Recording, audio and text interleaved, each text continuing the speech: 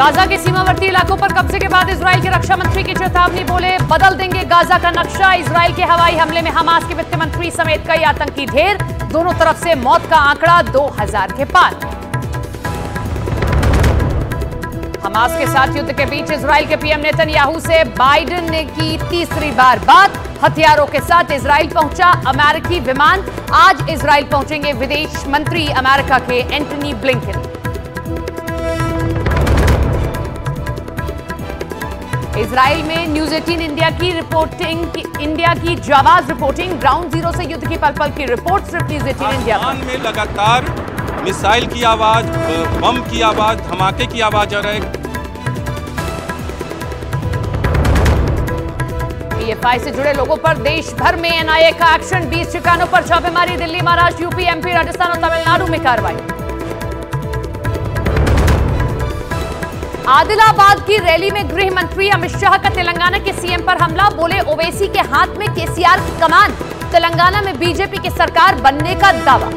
3 दिसंबर को मोदी जी के नेतृत्व में तेलंगाना में भारतीय जनता पार्टी की सरकार बनने जा रही है।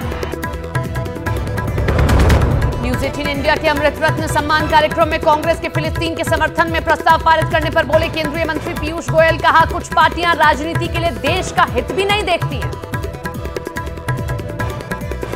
दुर्भाग्य है कि कुछ पार्टियां राजनीति को इस हद तक गिरा देती है कि उसमें वो कई बार देश का भी हित सामने।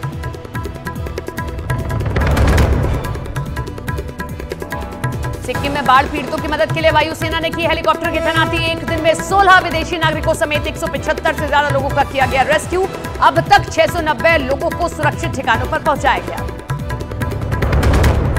विश्व कप में भारत का दूसरा मुकाबला आज दिल्ली में अफगानिस्तान से भिड़ेगी टीम इंडिया। विश्व कप के पहले मुकाबले में ऑस्ट्रेलिया को हरा चुका है भारत।